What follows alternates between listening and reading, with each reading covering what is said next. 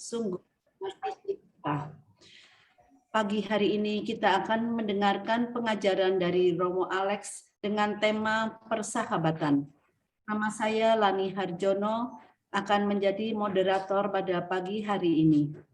Sebelum memulai acara ini dan untuk menuntun kita masuk dalam suasana meditatif, mari kita mendengarkan sebuah lagu dengan judul Cinta Kasih Allah dan akan dilanjutkan dengan doa pembuka oleh Ibu Tilde dari komunitas Sadana Satora.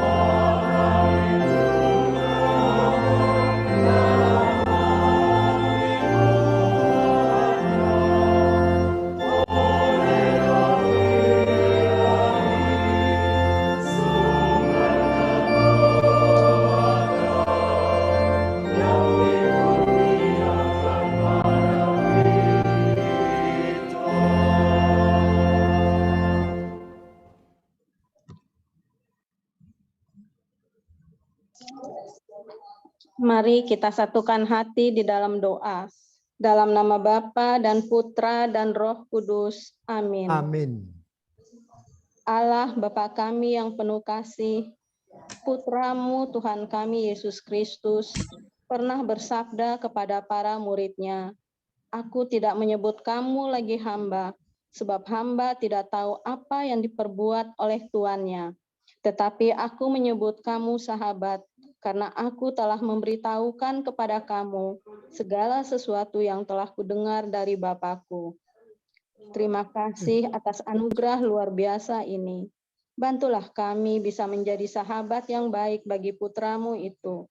Demi Kristus pengantara kami. Amin. Amin. Dalam nama Bapa dan Putra dan Roh Kudus. Amin. Amin.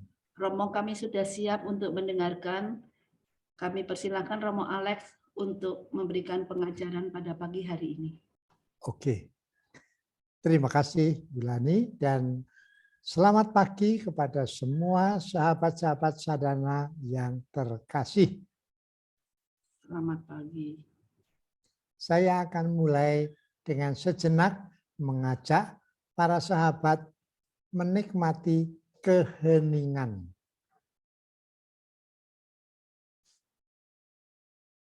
Kali ini saya ingin mengajak kita mendengarkan suara-suara yang ada di sekitar kita masing-masing.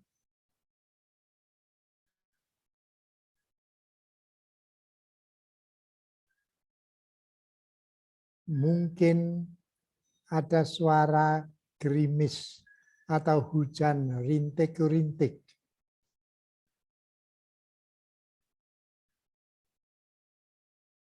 Mungkin ada suara kendaraan yang lewat di kejauhan.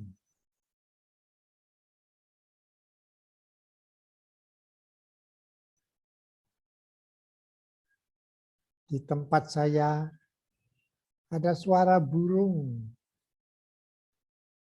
yang berkicau.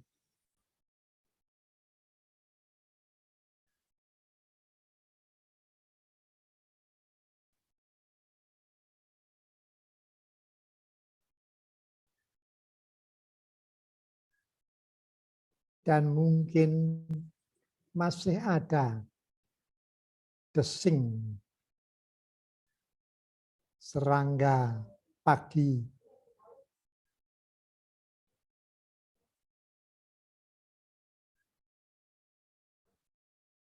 atau desir angin yang lewat di antara ranting-ranting dedaunan.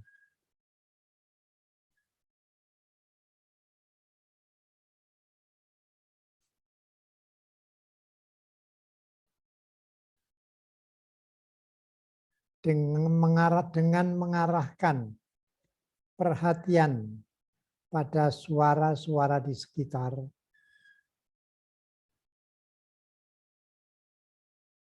hati kita justru menjadi terbuka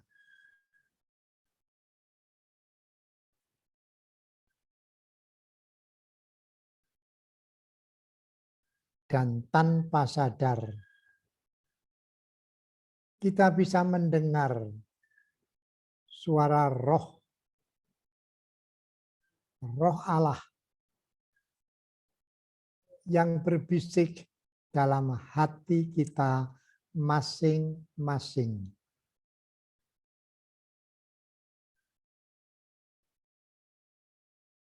Bukankah pada hari Pentakosta para murid mendengar suara gemuruh dari langit?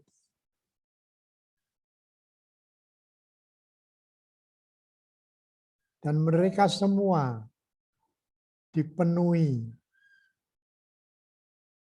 dengan roh Allah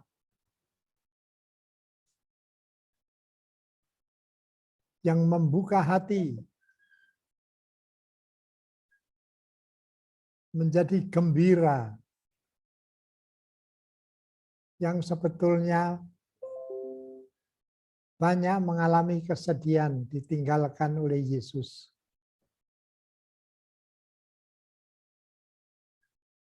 Mungkin menjadi pemberani yang sebetulnya sebelumnya mereka semua diam di ruang tertutup, pintu terkunci karena takut pada orang-orang Yahudi. Dengan kedatangan roh yang berupa api-api kecil di atas kepala mereka, mereka jadi berani. Mereka buka jendela dan pintu dan mulai mewartakan Yesus Kristus Tuhan kepada orang-orang yang datang berkumpul.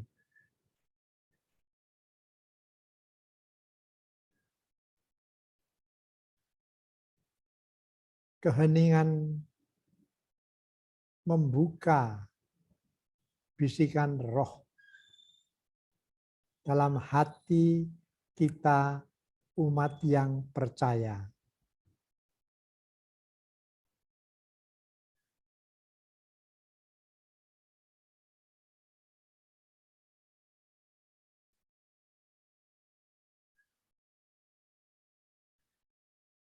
Nikmatilah keheningan sejenak sebelum kita masuk ke dalam butir-butir renungan mengenai persahabatan.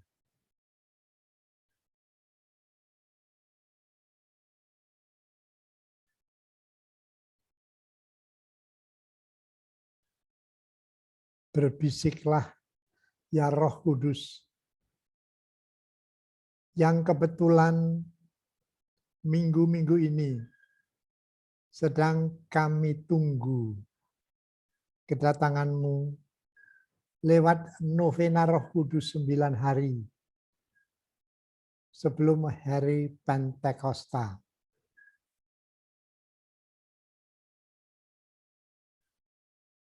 Bukalah hati kami umat-Mu,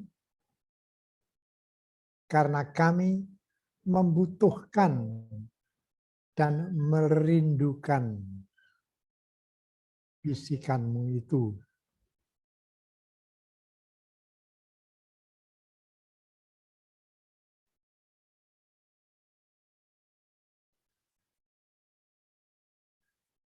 Bunda Maria, Engkau yang pasti sangat dekat dengan putramu dan dengan Roh Kudus. Engkau disebut mempelai Allah Roh Kudus.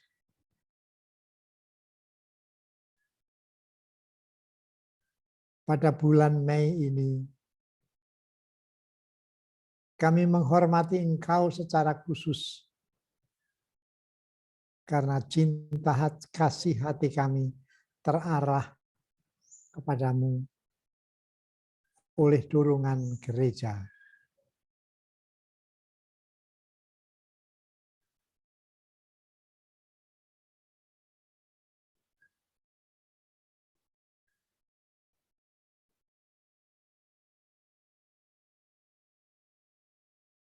Demi Kristus, pengantara kami. Amin. Nah, para sahabat-sahabat sadana yang terkasih, tema umum kita masih sama saja, ialah kesehatan mental.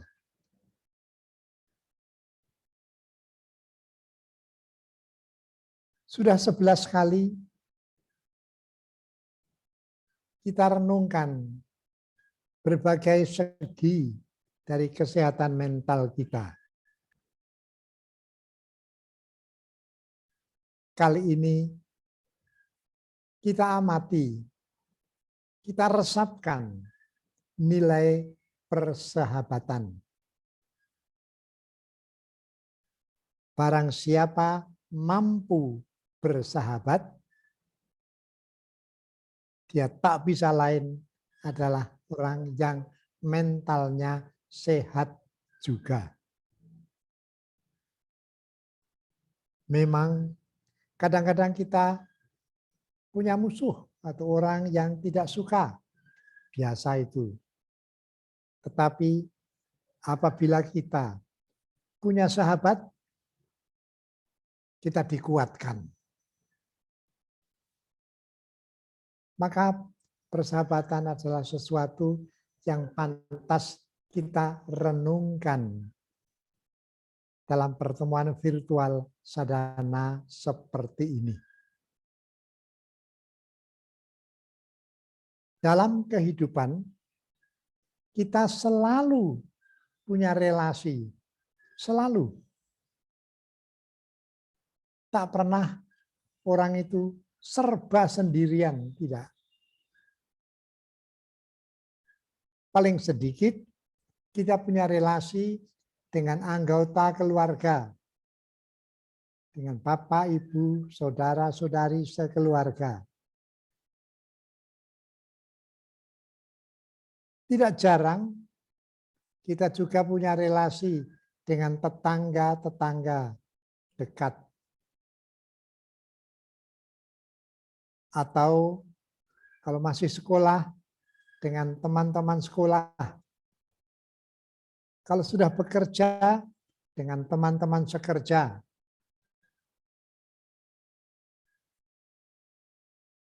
Dan masih ada relasi-relasi lain lagi. Hidup kita selalu relasional. Diwarnai dengan relasi-relasi.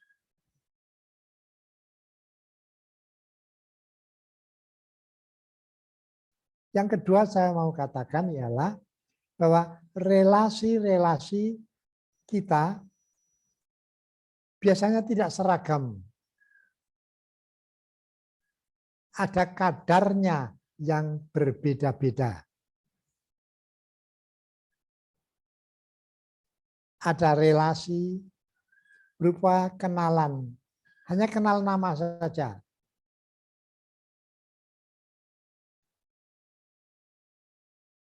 Ada yang lebih dekat lagi, dengan teman-teman. Entah karena kerjasama, entah karena seringkali bermain bersama, badminton, atau lari-lari pagi bersama, menjadi teman-teman. Kadarnya sudah sedikit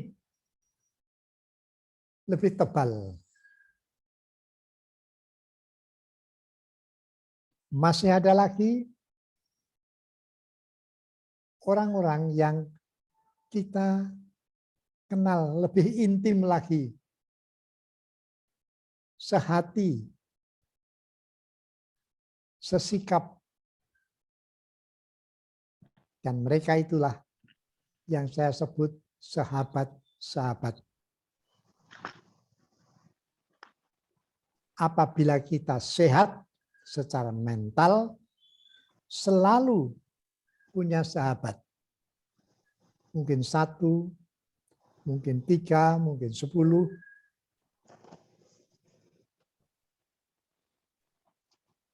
Sahabat adalah anugerah dalam hidup bersama.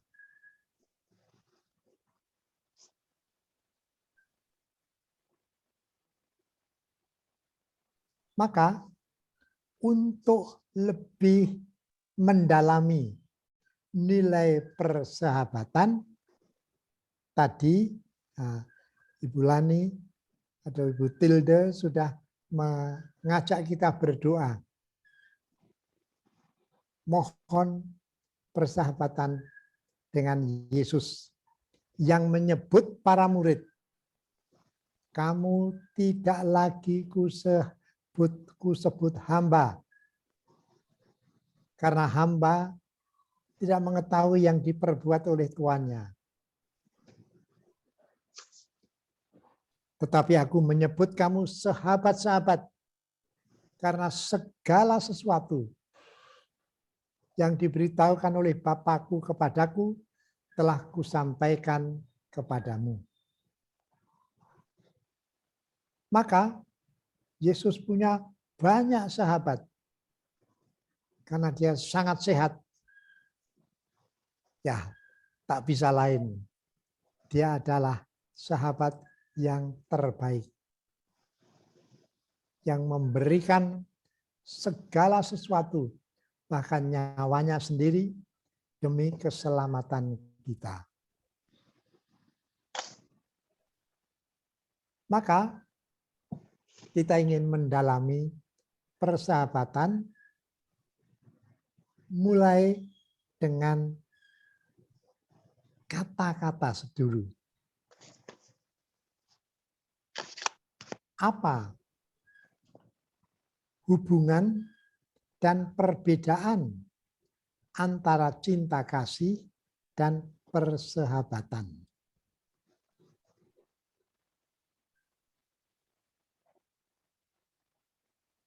Lalu nanti kita akan melihat juga manfaat atau daya guna persahabatan dalam perkembangan hidup kita masing-masing. Yang ketiga, kita akan lihat Yesus dengan sahabat-sahabat karibnya. Orang-orang yang sangat dekat dengan dia. Itulah 3 poin, 3 butir yang mau saya sampaikan dalam pertemuan virtual Sadana pada pagi hari ini bagi saudara-saudaraku, sahabat-sahabat Sadana yang kukasihi.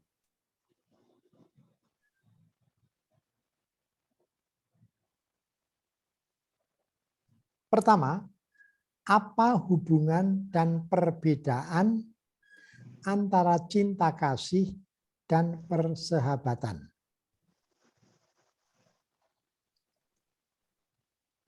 Jawabnya kira-kira demikian. Dalam bahasa Yunani, kita temukan dalam kitab suci, cinta kasih itu disebut agape.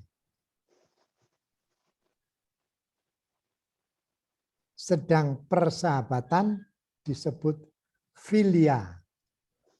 P-H-I-L-I-A. Filia. Itu kita ketemukan dalam kitab suci.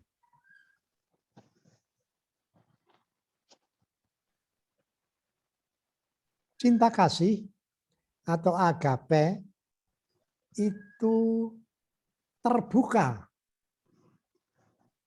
untuk semua. Siap merangkul siapapun dalam cinta kasihnya. Termasuk musuh-musuh itu dicintai oleh Yesus.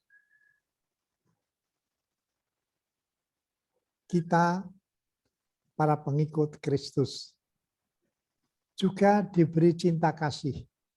Mungkin belum sempurna, pasti belum sempurna. Kita manusia yang tak sempurna.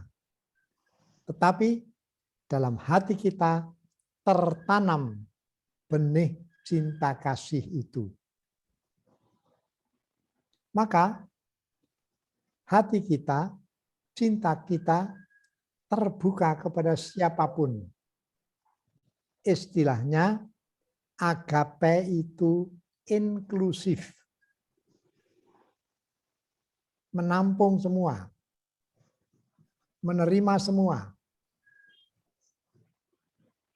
Merangkul semua.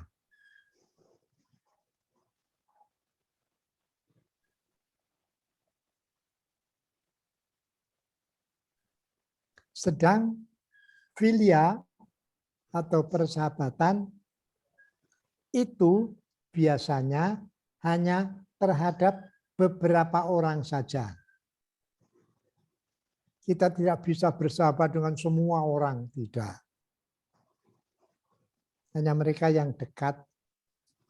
Mungkin punya kesukaan yang sama. Sama-sama suka makan buyung hae. Atau makan makanan yang lain. Saya tidak bisa menyebutkan macam-macam makanan yang kita sukai. Atau sama-sama suka main badminton.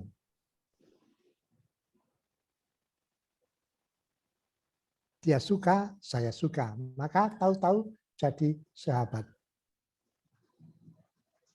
Atau sama-sama punya penderitaan. Saya kenal beberapa saudara yang penglihatannya kabur. Ada yang buta. Mereka sering dikumpulkan di dekat katedral di Jakarta itu. Saya dulu seringkali datang ya untuk berbicara sedikit dengan mereka. Sekarang karena mataku juga sudah tidak begitu jelas.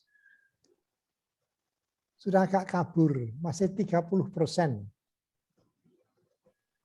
Lalu entah bagaimana, rasanya makin dekat dengan mereka itu.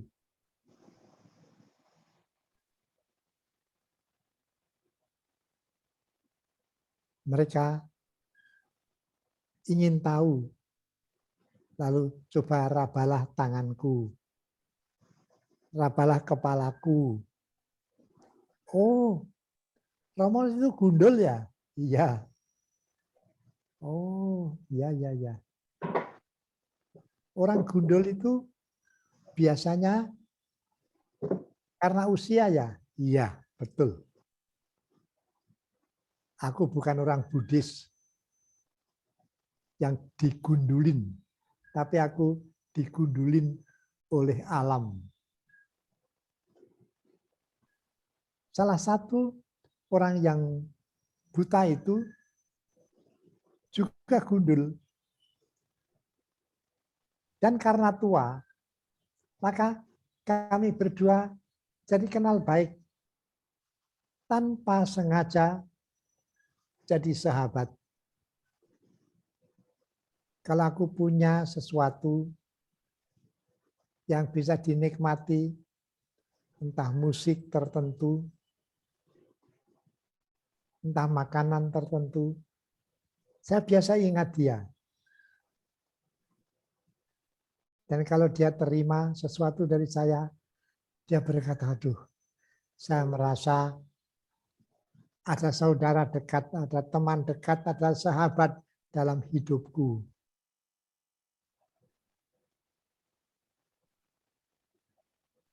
Sahabat biasanya punya kesamaan yang menjadi awal atau dasar persahabatan kita manusia itu.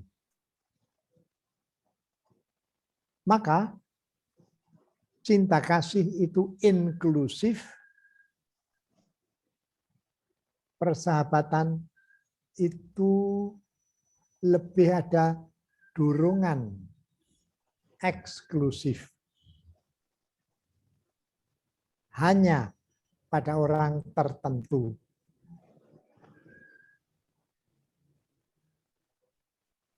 Itulah hubungan antara cinta kasih agape dan persahabatan filia.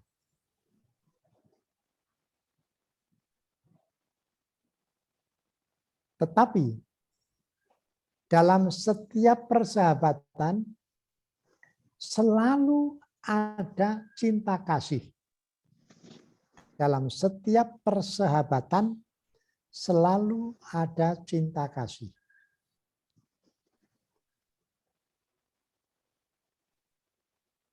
Sedang dalam cinta kasih tidak selalu menjadi persahabatan.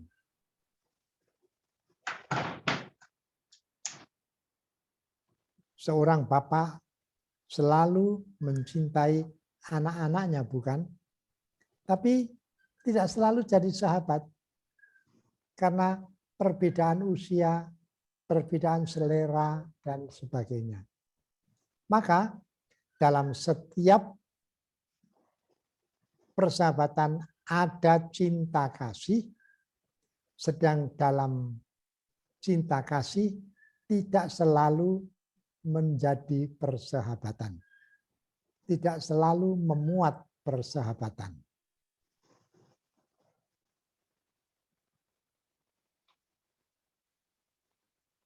Saya kira dengan keterangan singkat seperti ini menjadi lebih jelas bahwa kita bisa bersahabat dan selalu mencintai orang-orang yang menjadi sahabat-sahabat kita itu. Saya lihat sekali lagi teks yang sudah saya bikin supaya saya tidak lupa.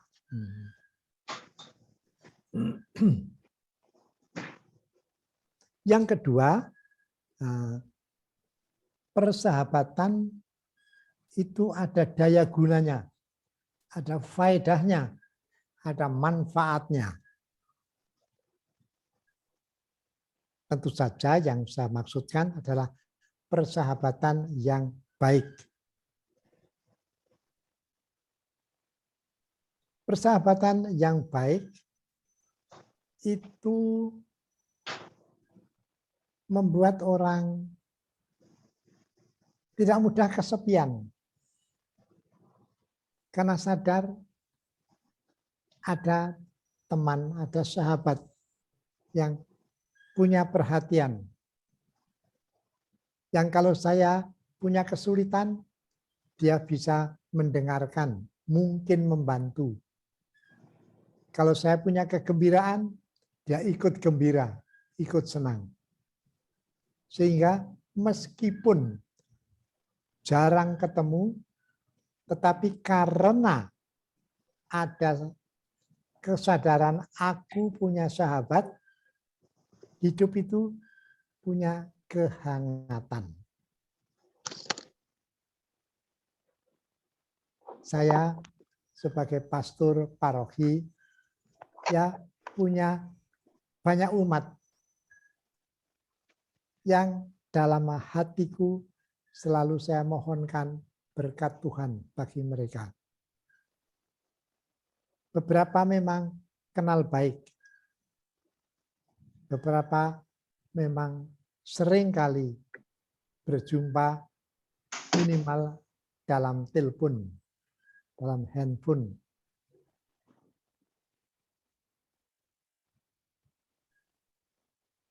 Membuat hidup saya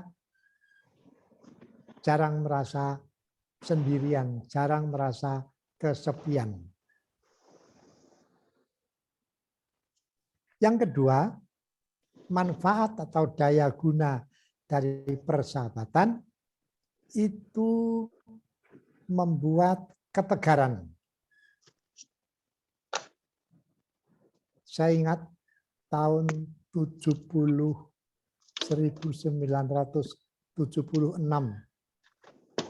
Saya pulang dari tugas di Timor Leste waktu itu.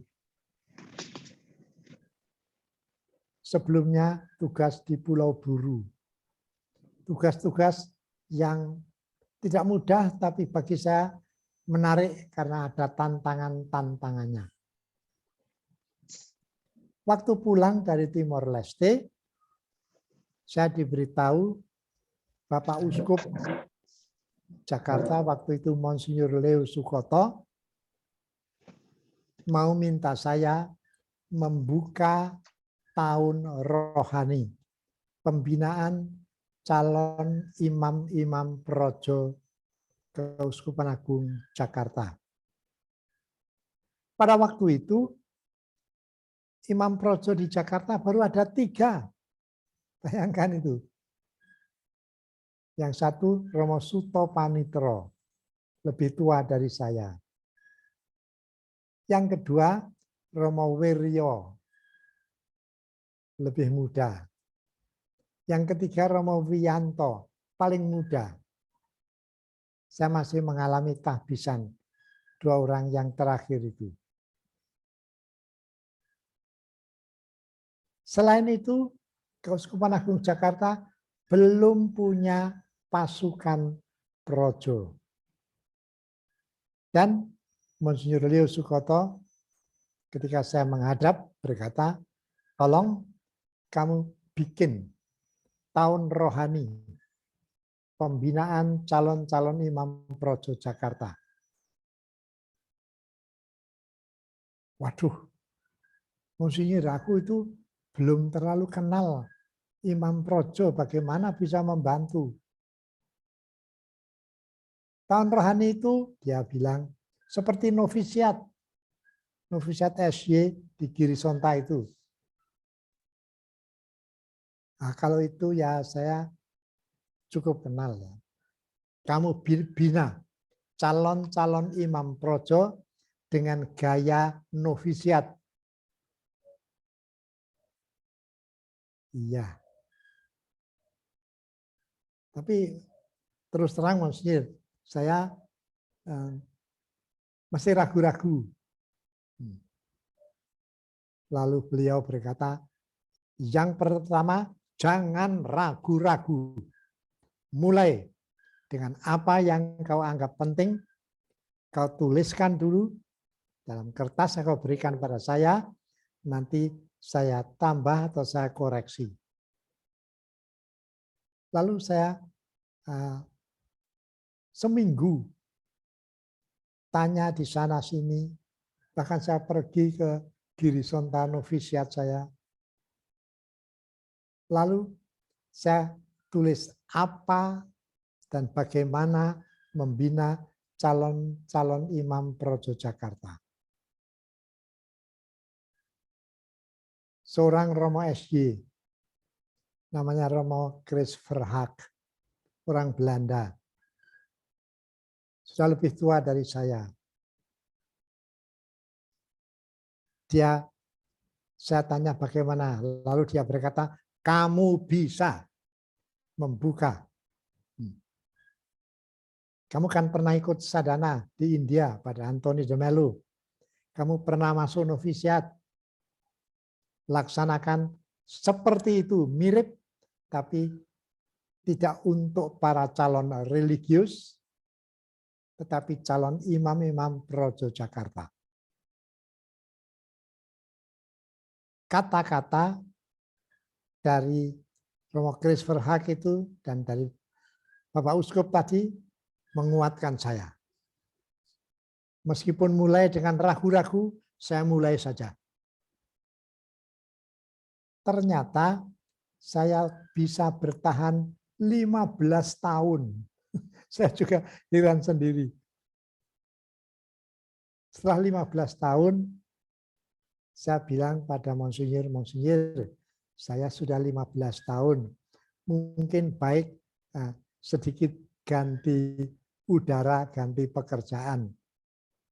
Saya belum pernah jadi pastor paroki. Kamu mau jadi pastor paroki di mana? Kalau bisa di desa, aku kan orang asli dari Sendang Sono, orang desa. Lalu entah bagaimana saya dihubungkan dengan Uskup Semarang dan Monsinyur di sana menawarkan menjadi pastor paroki di Baturetno. Maka persahabatan itu membuat hati lebih tegar, membuat hati lebih berani untuk memulai sesuatu yang mungkin pada awalnya tidak jelas. Persahabatan membuat ketegaran dalam arti positif dalam hati. Yang ketiga, persahabatan juga membuat saya lebih seimbang. Waktu belajar filsafat di India waktu itu, saya banyak membaca karangan-karangan, tulisan-tulisan dari para filsuf Eropa. Khususnya yang saya suka dari karangan-karangan yang dibuat oleh para filsuf Yunani kuno dan tulisan-tulisan dari para filsuf Jerman modern. Saya suka membaca dan menangkap pesan dari mereka itu. Tetapi ketika saya sudah jadi imam, seorang sahabat berkata pada saya, "Kamu tidak hidup di Eropa. Kamu hidup di Asia, di Indonesia. Maka ada baiknya kau baca juga beberapa pikiran, tulisan dari Asia." Maka saya cari beberapa tulisan dari Buddhisme, dari Konghucu di Tiongkok, dari Lao Tse, Tiongkok. Dan saya melihat perbedaannya. Orang Eropa itu sangat kuat mengenai kebenaran. Sangat waspada terhadap kepalsuan. Tadi terakhir saya mengatakan salah satu faedah manfaat persahabatan adalah membuat diri kita lebih seimbang. Dulu saya selalu suka membaca tulisan-tulisan, pikiran-pikiran dari para filsuf Barat, Yunani, dan Jerman, khususnya pada waktu itu, yang menekankan kebenaran. Kemudian saya ketemu sahabat yang menekankan kamu baik juga membaca tulisan-tulisan dari India dari Buddhis, dari Konghucu, dari Lao Tse, dan sebagainya. Yang menekankan kepekaan. Dengan itu, saya jadi lebih seimbang. Tidak hanya demi kebenaran, meskipun menyakitkan, tidak. Tapi saya mengusahakan kepekaan dalam hati saya. Itulah beberapa unsur yang tersimpan dalam persahabatan. Faedah, manfaat, daya guna dari persahabatan. Saya percaya kita masing-masing punya pengalaman sendiri-sendiri dari persahabatan.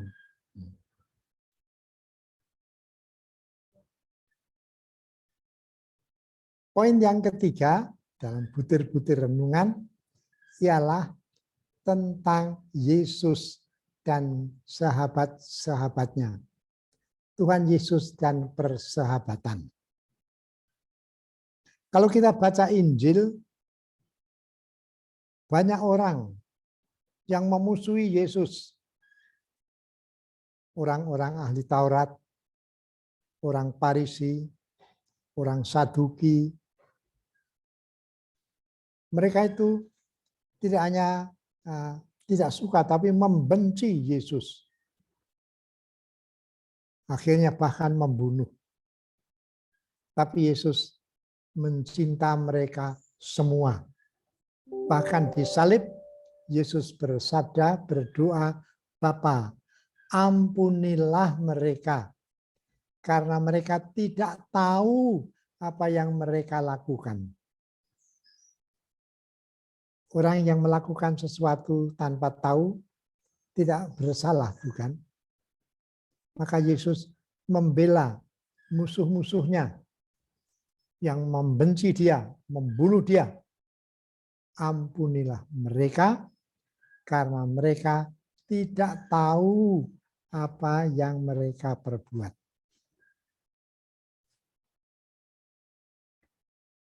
Cinta kasih agape terbaca di sini. Tetapi Yesus juga punya orang-orang yang sangat dekat. Misalnya seorang nelayan di Danau Galilea. Orangnya kuat, orangnya terbuka, orangnya spontan. Ketika dia sudah semalaman tidak bisa menangkap ikan, berusaha tapi tidak berhasil, Yesus berkata, bertolaklah ke tempat yang dalam. Tebarkanlah jalamu. Dan dia menebarkan jala dan menangkap begitu banyak ikan. Sampai jalannya terkoyak. Melihat itu, dia tersungkur di depan kaki Yesus. Dan sejak itu, dia setia mengikuti Yesus dalam kelemahan dan dalam kekuatannya. Itulah Simon Petrus, seorang yang menjadi sahabat Yesus. Memang dia pernah menyangkal dalam kelemahannya waktu Yesus diadili oleh Pilatus itu. Tapi kemudian Yesus tetap saja menerima dia. Setelah bangkit kembali di Danau Genesaret, mereka sedang menangkap ikan. Dan Yesus ada di pinggir pantai. Yohanes itu yang melihat dan berkata, itu Tuhan, itu Tuhan. Simon Petrus yang sedang menangkap ikan tanpa baju, mungkin pakai celana renang saja, lalu terjun ke dalam danau berenang supaya lebih cepat sampai kepada Yesus, teman-teman yang lain mengikut dalam perahu. Simon sangat mencinta Yesus. Konon dia kelak mati, disalibkan di Roma.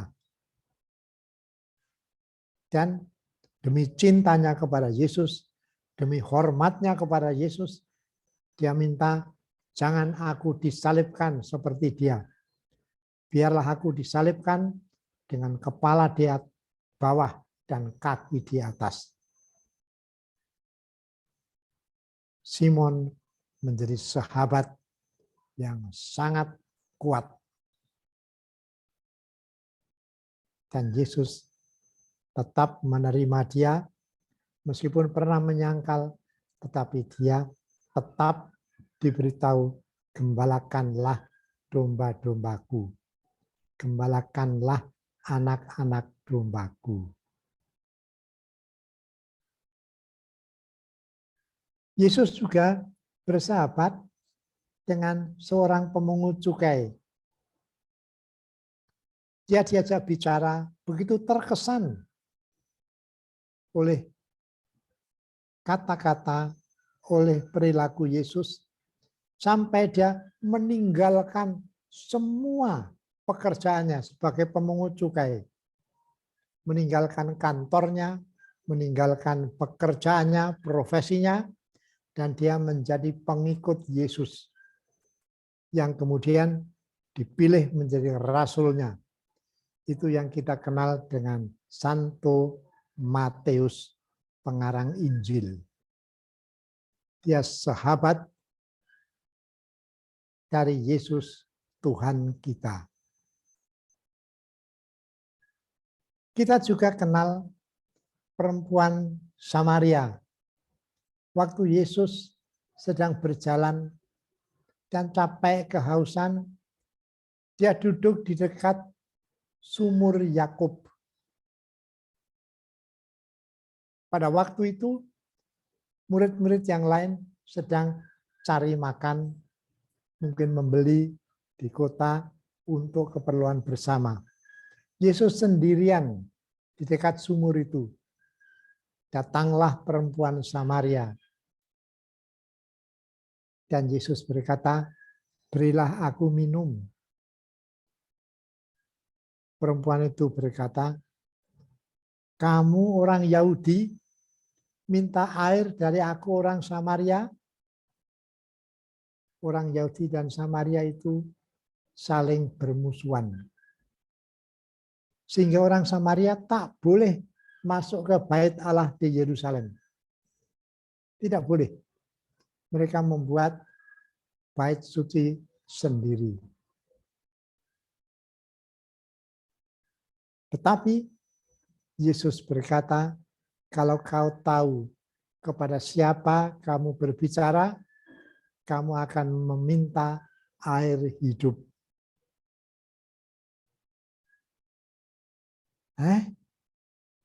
Berilah aku air hidup, supaya aku tak perlu menimba air di sumur Yakub ini lagi. Dan kemudian Yesus menerangkan kata-katanya dan berkata, panggillah suamimu. Yesus tahu perempuan itu punya banyak lelaki, tapi bukan suaminya.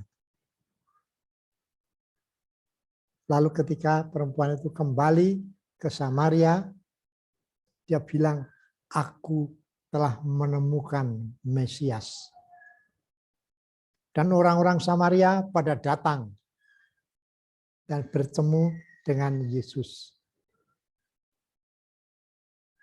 Akhirnya dari pembicaraan mereka, mereka begitu percaya, begitu terkesan baik dengan Yesus, sampai mereka mohon, tinggallah bersama-sama dengan kami.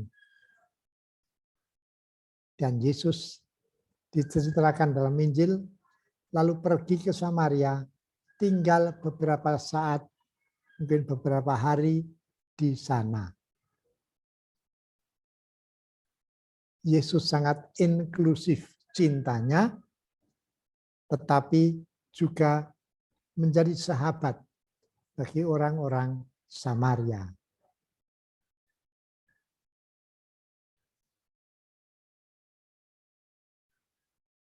Masih banyak lagi kisah di mana Yesus itu begitu mengesan sebagai seorang yang terbuka persahabatannya. Misalnya dengan seorang kafir, bukan orang Yahudi, tapi perwira Romawi. Perwira Romawi ini punya hamba yang sangat dia cintai dan sakit keras, hampir mati. Dia dengar bahwa orang yang bernama Yesus, Nabi baru ini, sangat kuasa, bisa menyembuhkan orang. Hambaku hampir mati. Dan Yesus berkata, baik, aku akan datang. Tetapi perwira itu menjawab, aku tidak pantas Tuhan datang kepadaku, bersabdalah sepatah kata saja, maka hambaku akan sembuh. Itulah kata-kata yang kita ulangi setiap kali kita mau menerima komuni. Ya Tuhan, aku tidak pantas Tuhan datang padaku, tapi bersabdalah saja maka aku akan sembuh. Dan Yesus kemudian berkata, iman sebesar ini tidak kujumpai bahkan di antara orang Israel. Persahabatan Yesus itu terbuka. Memang kepada beberapa orang, tapi terbuka. Kepada orang Samaria tadi, kepada Matius pemungut cukai yang dibenci oleh orang-orang Yahudi. Orang Yahudi itu benci kepada pemungut cukai karena mereka bekerja mengambil uang rakyat untuk diberikan kepada penjajah dari Romawi. Dan sekarang Yesus bahkan menunjukkan kebaikan hatinya menyembuhkan hamba perwira dari Kapernaum, perwira Romawi dari Kapernaum itu. Maka Yesus punya banyak sahabat. Tidak mengherankan karena dia juga sangat terbuka terhadap siapapun, tak membedakan suku, tidak membedakan keyakinan agama, tidak membedakan laki perempuan. Bagi orang Yahudi, laki itu nomor 1, perempuan itu nomor 2. Tapi Yesus punya sahabat-sahabat orang-orang Yahudi perempuan. Kita ingat misalnya di Betania. Betania itu tidak jauh dari Yerusalem. Di sana ada orang yang punya rumah, namanya Marta. Marta ini punya adik namanya Lazarus. Dan punya kakak namanya Maria. Mungkin Maria itu punya pekerjaan di lain tempat. Maka yang sering kali menyambut Yesus di rumahnya itu Marta. Dan kalau Yesus datang, Marta sibuk sekali untuk membuat makanan yang dia kira disukai oleh Yesus. Sedang Maria yang jarang di rumah, ketika Yesus datang, dia duduk dekat kaki Yesus, mendengarkan sabdanya, mendengarkan ajarannya.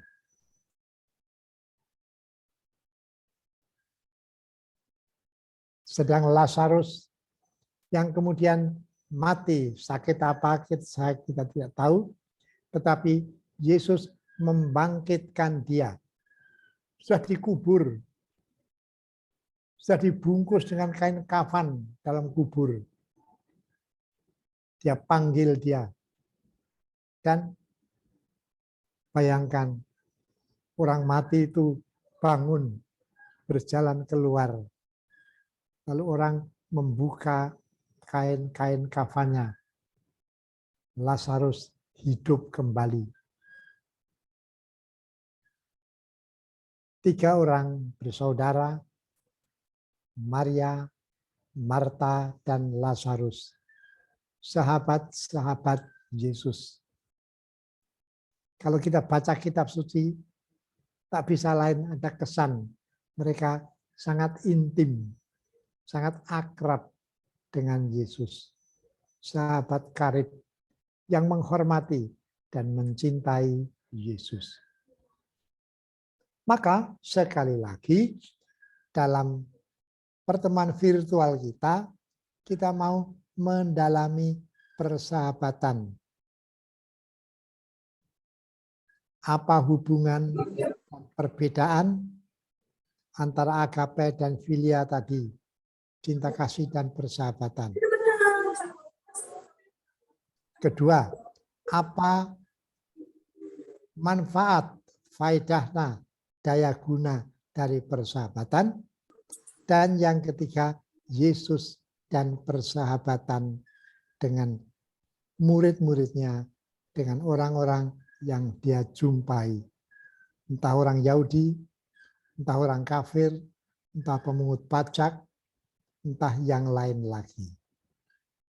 Saya kira saya cukupkan sekian keterangan dari saya mengenai persahabatan itu. Maka waktu saya kembalikan kepada Bu Lani ya, yang menjadi host, menjadi moderator dari pertemuan virtual kita. Ibu, waktu saya kembalikan. Terima kasih kepada Romo Alex yang telah memberikan penjelasan tentang arti persahabatan. Dan materi pengajaran hari ini sudah ada di chat oleh Bu Helen atau nanti akan di-share di WAG Sadana. Sebentar lagi kita akan masuk dalam acara tanya jawab, tapi sebelumnya saya akan share screen untuk pengumuman.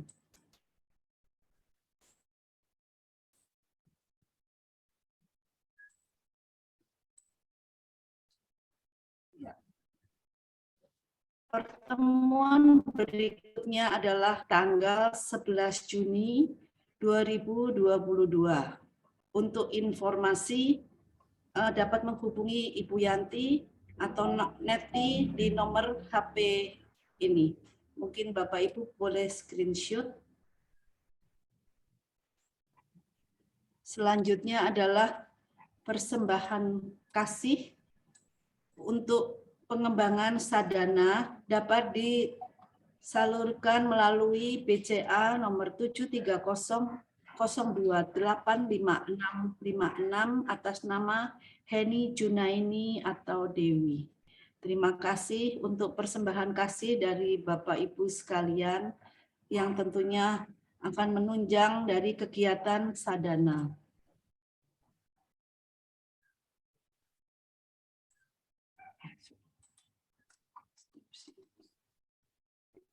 Oke, kita akan memasuki acara tanya jawab. Sudah ada di chat ini yang pertama dari Ibu Lian Jaya MS. Saya bacakan ya Romo. Ya, silakan. Kalau dulu saya saat SMA, saya sering bantu teman-teman belajar matematika di rumah. Tapi kemudian saat menjelang ujian negara, ada teman yang dapat bocoran soal. Lalu mereka melupakan Ibu Liana. Tapi saya tetap bersahabat dengan mereka. Apakah sering persahabatan mengkhianati kita? Itu pertanyaannya Romo. Terima kasih. Iya. Saya kira tidak sering, tapi ada persahabatan yang baik, ada persahabatan yang jahat, boleh dikatakan demikian. Misalnya, Di zaman gereja purba, zaman gereja awal, ada seorang kaisar. Orangnya itu sebetulnya ya bukan gila, tetapi ada gangguan mental. Namanya Nero. Nero itu suatu hari punya keinginan untuk melihat orang Roma, dia di Roma, dia kaisar Roma, untuk melihat ulah orang-orang kalau rumahnya terbakar. Lalu dia menyuruh beberapa tentaranya membakar kota Roma. Orang-orang pada berlarian keluar, ada yang tabrakan, ada yang jatuh, ada yang menjerit-jerit karena kena api dan sebagainya. Dan Kaisar Nero melihat dari atas istananya, semuanya itu dia menikmati. Orang tidak sehat dia, orang punya gangguan mental dia. Lalu kemudian ada yang bertanya, siapa membakar ini kota Roma? Seorang tentara berkata, kami disuruh oleh Nero. Nero, kaisar kita. Maka mereka pergi ke kaisar. Mau membuat dia lereh. Supaya dia jangan jadi kaisar lagi. Tapi Nero menjawab, apa? Aku menyuruh Roma, kotaku dibakar. Yang membakar itu orang-orang Kristen. Pada waktu itu ada awal gereja Kristen, di mana Petrus dan Paulus ada di sana. Maka sejak itu ada penganiayaan terhadap orang-orang Kristen. Nero dan sahabat-sahabatnya membakar untuk melihat saja ulah orang-orang yang terbakar. Maka ada persahabatan yang jahat, seperti yang dialami Kaisar Nero dan pembantu-pembantu dan sahabat-sahabatnya. Kita juga ingat misalnya yang saya pernah baca, Adolf Hitler, seorang diktator dari Jerman kalau tidak salah ya. Dia itu sangat benci terhadap orang-orang Yahudi. Dan punya beberapa sahabat yang punya kebencian yang sama. Orang Yahudi harus dimusnahkan dari muka bumi. Suatu hari, sahabat-sahabatnya kirim pesan pada orang-orang Yahudi yang pada menderita di Yunani. Mereka bilang, kalau kamu menderita di Yunani, pergilah ke Jerman. Akan kami terima dengan baik. Untuk itu disediakan kereta api yang bisa memuat ratusan atau mungkin hampir ribuan orang. Dan orang-orang Yahudi yang menderita itu kemudian masuk dalam kereta api, demikian ceritanya, dan kereta api pun berangkat melaju ke Jerman. Tetapi kereta api itu kemudian dipasang di situ racun, sehingga semua penumpang mati dalam kereta api itu. Dan Hitler dengan sahabat-sahabatnya bergembira, mampus lu orang-orang Yahudi itu. Kelak ketika orang-orang mendengar, beberapa orang Yahudi merencanakan, kami harus memberontak terhadap Adolf Hitler. Konon Hitler itu kemudian jatuh dan beberapa musuhnya itu datang, beberapa saja, dan mereka sempat menangkap dia dan menggantungkan dia, mati tergantung. Maka persahabatan ada yang jahat, ada yang baik. Yang kita bicarakan tadi adalah persahabatan yang baik. Dan orang berkhianat memang ada. Tetapi yang kita mau resapkan dalam hati kita menjadi sahabat baik bagi orang-orang dekat maupun lebih lagi bagi Yesus Tuhan kita yang sudah bersabda, aku tidak menyebut kamu lagi hamba, melainkan sahabat, karena aku telah memberitahukan kepadamu segala sesuatu yang diberikan Bapa kepadaku. Oke, saya kira pertanyaan pertama saya hanya bisa menjawab demikian. Iya. Terima kasih Romo. Kemudian ada pertanyaan selanjutnya adalah, apakah persahabatan yang eksklusif itu baik? Iya. Bagaimana ya? Segala yang eksklusif itu berbahaya. Maka saya bersahabat dengan si A. Lalu saya menolak B, C, D, E, F. Maka kalau begitu persahabatan yang eksklusif jelas tidak baik. Tetapi yang saya maksudkan ialah persahabatan itu cenderung eksklusif, artinya hanya dengan beberapa orang saja. Tidak bisa saya berkata aku orang jahat karena tidak bisa bersahabat dengan semua orang, tidak. Karena persahabatan biasanya dengan orang-orang yang punya kesukaan sama, punya penderitaan sama, dan saling menguatkan, saling mengisi, saling menyeimbangkan, dan memberi keberanian. Maka kata eksklusif itu mungkin harus kita kasih tanda petik. Persahabatan yang eksklusif memang dorongannya ke arah itu. Tetapi tidak berarti lalu aku menolak yang lain yang datang. Aku punya sahabat seorang A.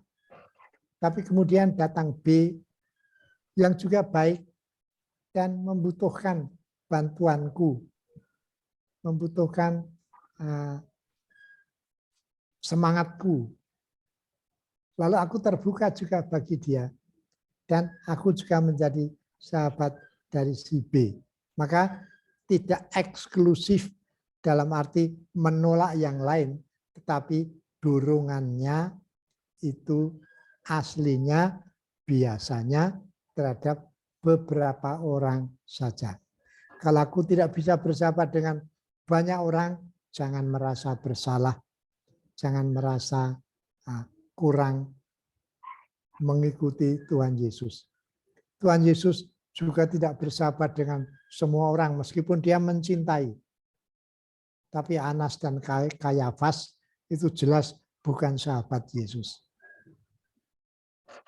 Meskipun Yesus menyebut, Bapa ampunilah mereka karena mereka tidak tahu apa yang mereka lakukan.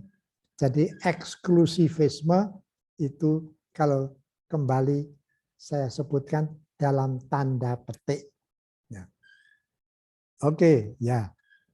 Terima kasih Romo untuk penjelasannya. Selanjutnya ada pertanyaan dari Pak Diki. Apakah ada persahabatan murni antara pria dan wanita? Dan apakah boleh? Karena resikonya kan berbahaya. Terima kasih Romo. Ya, oke. Persahabatan antara pria wanita ada banyak. Yang menjadi suami istri itu kan sahabat sebetulnya. Nah, sebelum menikah mereka kenal, mereka merasa cocok dan memutuskan membangun keluarga. Maka ada persahabatan yang berbentuk menjadi keluarga. Tetapi kalau bukan berkeluarga, kadang-kadang ada muncul dorongan yang disebut erotis. Eros itu cinta, atau lebih lagi cenderung kepada seksual. Maka perlu ada discernment, perlu ada diskresi, perlu ada pembedaan dan kehati-hatian. Jangan seorang suami mencinta tetangganya perempuan sampai lalu menjadi sahabat yang bisa mengganggu keserasian keluarganya sendiri. Atau kalau jadi pastor, ya kan selibat. Maka jangan membangun persahabatan dengan seorang wanita sampai ada gejala atau dorongan erotis dan seksual itu. Maka perlu ada discernment. Saya juga sadar sebagai pria bisa tertarik pada wanita, tetapi saya sadar aku sudah dipanggil Tuhan menjadi pastor yang melayani semua orang. Maka kalau ada yang dekat, aku tetap menjadi sahabat, tetapi punya discernment, punya diskresi, punya kehati-hatian tertentu.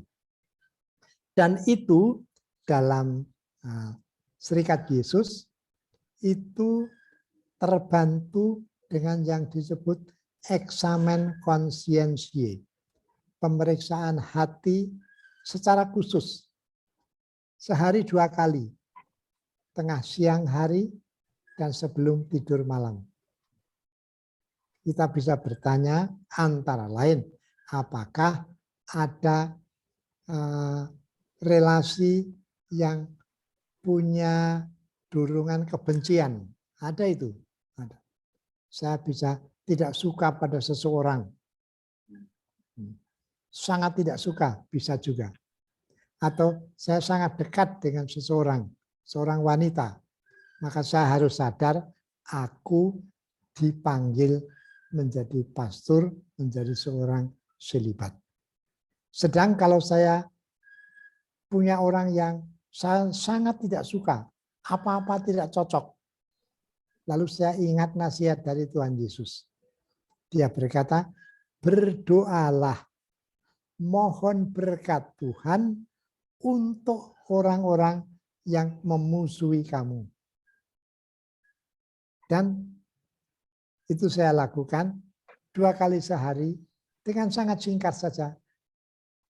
Pada tengah hari aku punya pengalaman emosional apa, punya pengalaman baik apa.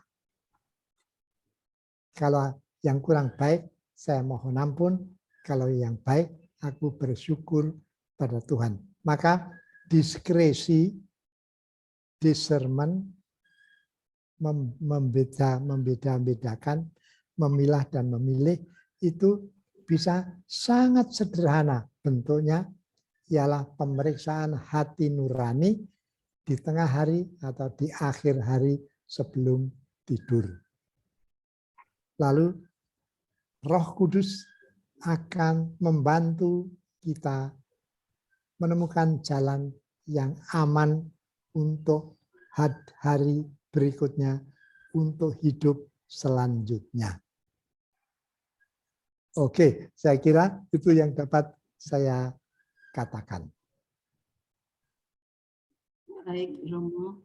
Mungkin dari Bapak Ibu ada yang ingin bertanya langsung, tidak melalui chat. Bagi yang berkenan kami persilakan. Romo Alex. Ya. Siapa ini? Saya Rudi. Rudi. Ya. Rudi Pemalang ya. Betul, betul. Apakah kita boleh memilih orang untuk jadi sahabat atau tidak? Itu aja, Romo. Ya. Apakah kita boleh memilih orang jadi sahabat ya? Iya. Ya, jawabnya pasti boleh. Karena persahabatan itu juga dikehendaki oleh Yesus. Kasihilah sesamamu manusia. Maka kalau kita kenal orang yang cocok, punya pekerjaan yang mirip, punya kesukaan dan derita yang sama, dan aku ketemu dan menjadi lebih dekat, aku dengan sadar aku mau menjaga relasi ini sebaik mungkin. Aku menaruh perhatian, memberi waktu untuk ketemu, dan mungkin kalau dia ulang tahun, aku kirim salam dari jauh, hai, happy birthday to you, dan sebagainya. Hal-hal kecil-kecil yang membuat keinginan hatiku jadi sahabat itu terbentuk. Menjadi sahabat itu biasanya justru lewat hal-hal yang kecil. Dan itu selalu baik. Seperti membuat menjadi musuh itu tidak baik, menjadi sahabat itu baik, khususnya kalau persahabatan itu berdaya guna seperti yang saya katakan di depan tadi. Oke, saya kira demikian jawaban saya untuk Mas Rudi ini. Ya. Terima kasih Romo. Ya.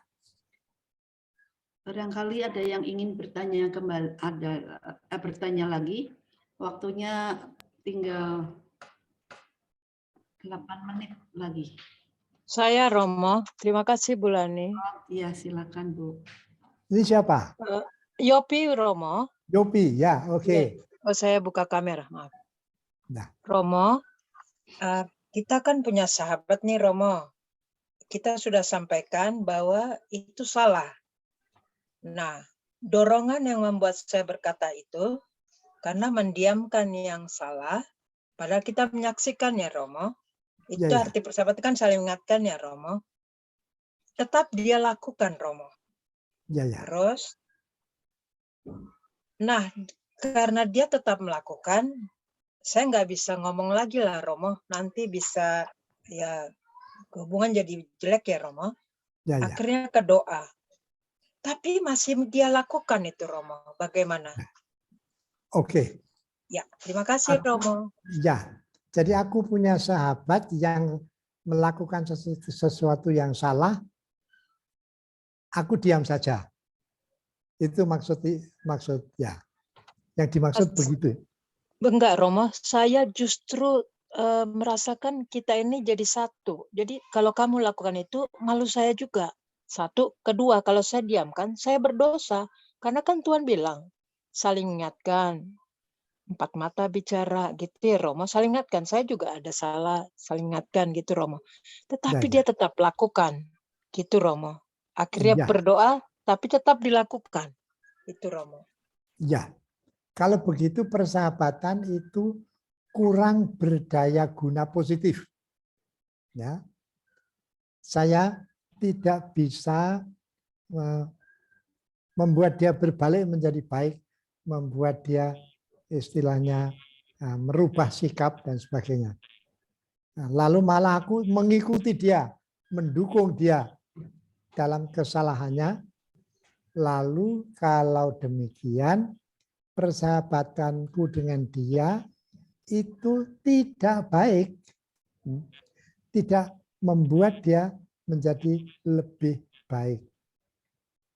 Kepada para muridnya, Yesus itu juga sangat mencinta murid-murid itu. Tetapi kalau salah, Yesus itu mengatakan. Sehingga para murid dikoreksi dan menjadi lebih positif, menjadi lebih baik sikapnya. Maka persahabatan yang kurang berdaya guna, kurang bermanfaat, kurang berfaedah menuju kebaikan, mungkin sebagai sahabat kita boleh berkata pada diri sendiri, apa gunanya aku jadi sahabat dia kalau dia tidak menjadi lebih baik. Atau aku ambil risiko dengan mengatakan, menurut saya sikapmu, perkataanmu, perbuatanmu itu kurang bijaksana menurut saya. Lalu paling sedikit saya tidak langsung menyalahkan, tapi punya pendapat yang bisa didiskusikan. Kalau dia terima dan mengubah, syukur alhamdulillah. Dia tetap menjadi sahabatku dan aku berjasa menunjukkan jalan yang benar kepadanya. Banyak sahabat yang seperti itu. Saya punya beberapa teman yang pernah sakit hati karena saya mengatakan sesuatu yang salah. Dia seorang romo yang mau dipindahkan ke tempat lain, tapi dia tidak senang. Lalu dia mengatakan, saya tidak akan membuat jawaban kepada pembesar saya. Saya bilang, kamu kan ditanya oleh pembesar. Tidak dipindahkan, ditanya apakah suka. Kalau tidak suka, bilang saja, aku sebetulnya kurang suka atau tidak suka. Lalu dia itu marah pada saya. Kamu asal omong saja. Bukan, saya mencoba berpikir jernih yang seimbang. Setelah beberapa lama, dia ditanya oleh pembesar, apakah kamu suka pekerjaan ini? Dia mengaku, sebetulnya aku tidak suka. Dan ternyata pembesar mengatakan, oke, kalau begitu saya tawarkan pekerjaan ini pada orang lain. Dan setelah itu dia ketemu saya lagi. Ternyata kamu betul. Aku harus mengaku apa adanya dan dia ternyata hanya menawarkan, tidak mengutus aku ke pekerjaan baru itu. Maka persahabatan yang baik kadang-kadang terbuka pada perbedaan pendapat dan pada perbedaan sikap, tetapi asal demi kebaikan dia, aku tetap menjadi sahabat dia. Kalau membiarkan dia dalam kekeliruan, aku sahabat yang tidak baik. Seperti sahabat-sahabatnya Adolf Hitler itu mendukung pemusnahan orang Yahudi. Oke, saya kira itu jawaban. Ya, melanjutkan tadi ini ada pertanyaan dari Ibu Helen.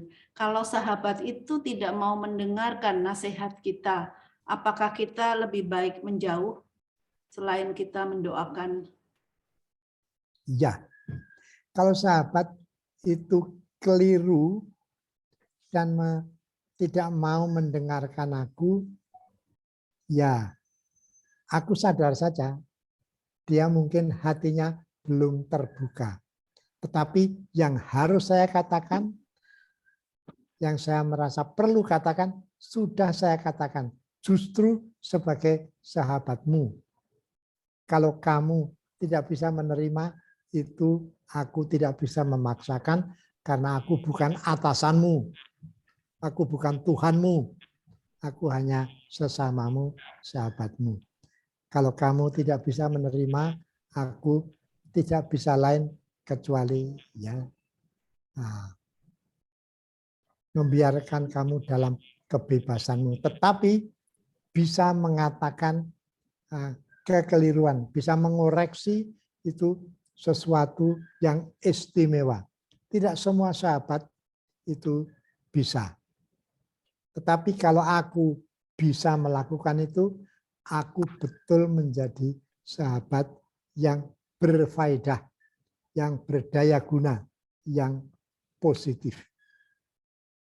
Kalau aku diam saja, membiarkan dia, itu saya kira pantas disesali. Apalagi kalau perbuatan yang mau dia lakukan itu keliru.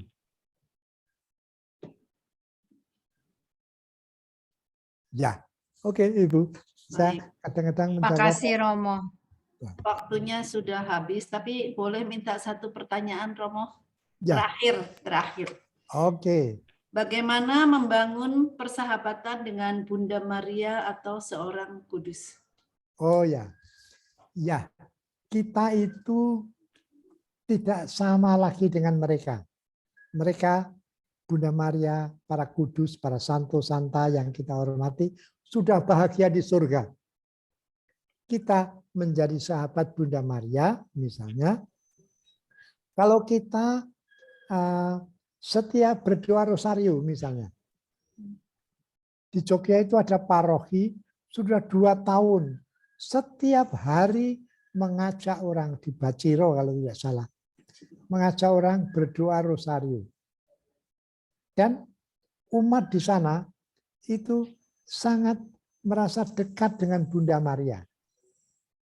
Maka bersahabat, membangun persahabatan dengan orang-orang kudus, termasuk Bunda Maria, termasuk Santo Yosef, atau malaikat pelindung atau santo pelindung, itu bisa kita lakukan dengan berdoa kepada mereka, mohon bantuan mereka.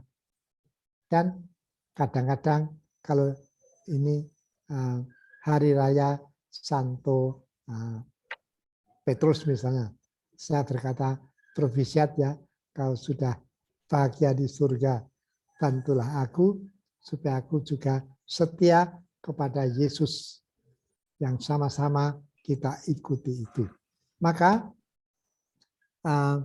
saya sendiri seringkali berdoa kepada Santo Ignatius karena sebagai Jesuit pendiri adalah Santo Ignatius.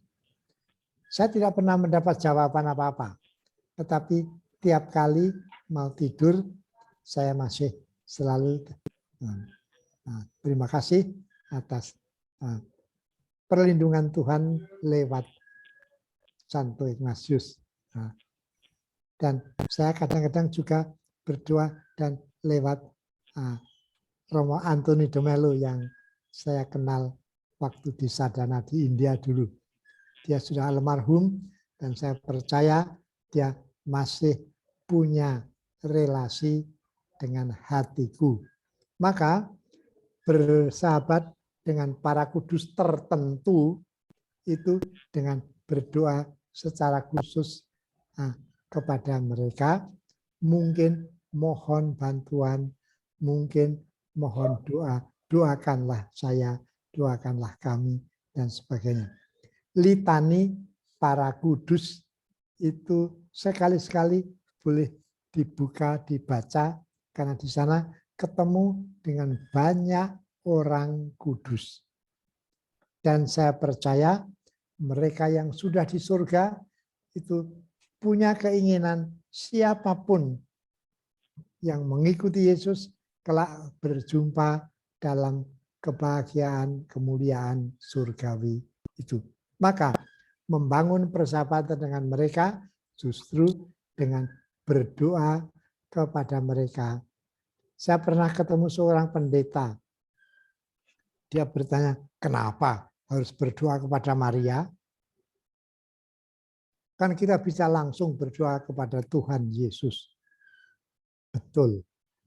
Tetapi bagi saya Maria itu seorang ibu yang sangat dekat dengan gereja. Maka saya suka berdoa rosario kepada Bunda Maria. Kadang-kadang lupa biasa, tetapi bila tidak lupa saya berdoa rosario juga. Oke. Marilah kita berdoa. Bapa di surga, terima kasih atas kehidupan yang Kau berikan, atas kesempatan untuk membangun persahabatan dengan putramu, dengan para kudus, dan dengan saudara-saudara yang dekat dengan kami masing-masing. Semoga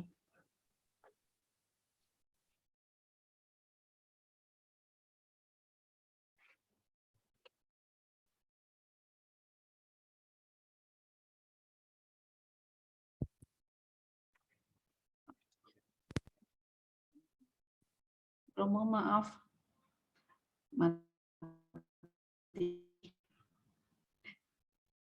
sampai akhir.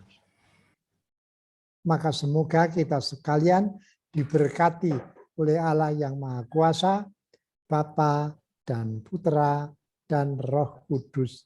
Amin.